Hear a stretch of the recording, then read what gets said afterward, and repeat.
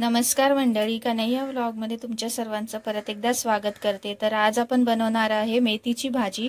मेथीची भाजी ही प्रत्येकाच्या घरामध्ये बनवलीच जाते, पण प्रत्येक ठिकाणी ही वेगवेगळ्या प्रकारची बनवली जाते। काही लोक मेथीच्या भाजीमध्ये बनवताना शेंगदाण्याचं कूट टाकतात, तर काही लोक खोबरं किसून टाकतात। तर आम्ही मालवणी आहे, त्यामुळे आम्ही ना आमच्या मेथीच्या भाजीमध्ये ना खोबरं किसून टाकतो आम्ही।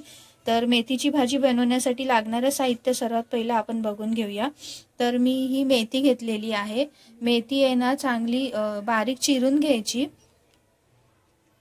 त्यानंतर फोडणीसाठी आपण जिरा घेतलेला आहे, हळद घेतलेली आहे आणि कांदा घेतलेला आहे। लसणाच्या 6 ते 7 पाकळ्या घेतलेल्या आहेत। खोबरं किसून घेतलेलं आहे आणि मिरची आहे ना अशी उभी चिरून घ्यायची।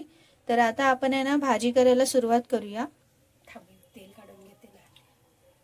तर आता आपण आहे ना गॅस चालू करून घेतलेला, गॅसवरती आहे ना कढई ठेवलेली आहे तापण्यासाठी।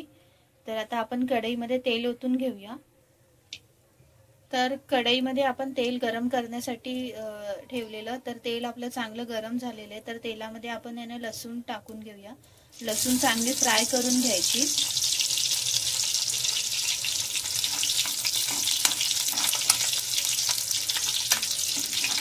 लसूण आपली लालसर झाली की त्याच्यामध्ये मग आपण जिरं टाकून घेऊया।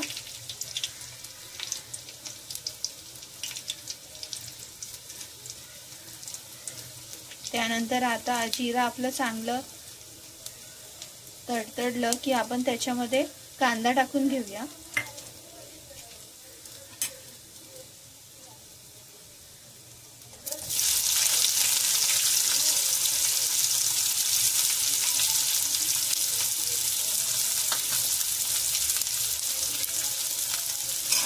आता आपण आहे ना कांदा चांगला लालसर होईपर्यंत तेलामध्ये फ्राय करून घ्यायचा।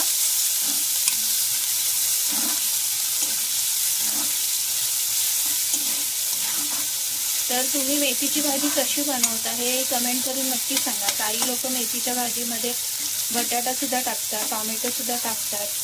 काही लोक मेथीची भाजी आहे ना ती चिरून वगैरे घेत नाही, अख्खीच ठेवतात। तर तशी सुद्धा खायला खूप छान लागते।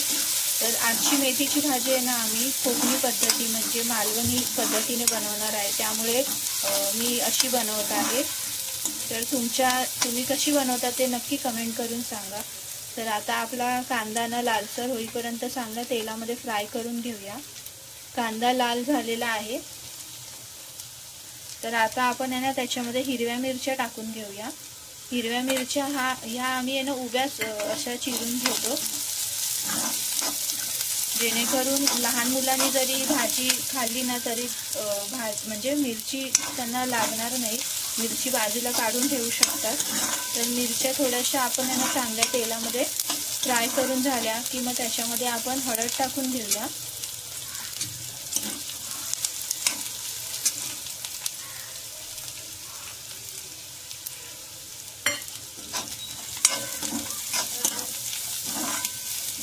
आता हे चांगलं सगळं ना आपण तेलामध्ये फ्राय करून घेऊ चांगलं।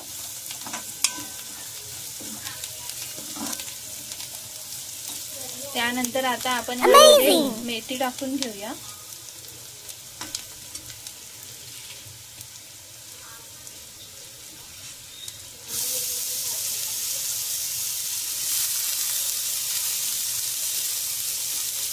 गॅस थोडासा स्लो ठेवायचा, जेणेकरून खाली ते करपलं जाणार नाही। आता मेथीची भाजी आपण आहे ना चमच्याच्या साहाय्याने चांगली मिक्स करून घेऊया।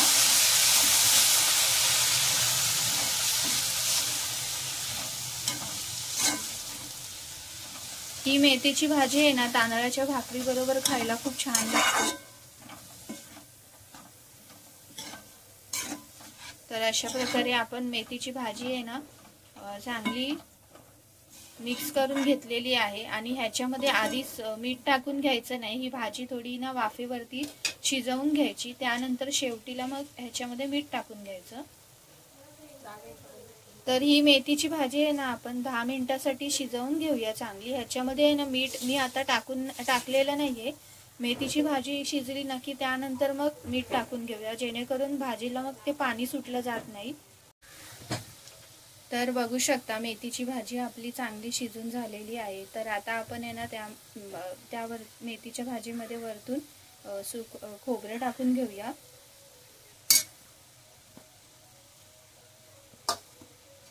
तुम्हाला खोबरं जर आवडत नसेल तर तुम्ही खोबरं स्किप करू शकता। तुम्ही या खोबऱ्याच्या जागी शेंगदाण्याचं कूट सुद्धा टाकू शकता, तशी सुद्धा छान लागते। तर आता आपण आहे ना ह्याच्यामध्ये खोबरं टाकून घेतलेलं आहे। तर आपण ह्याच्यामध्ये चवीपुरती मीठ टाकून घेऊया। तर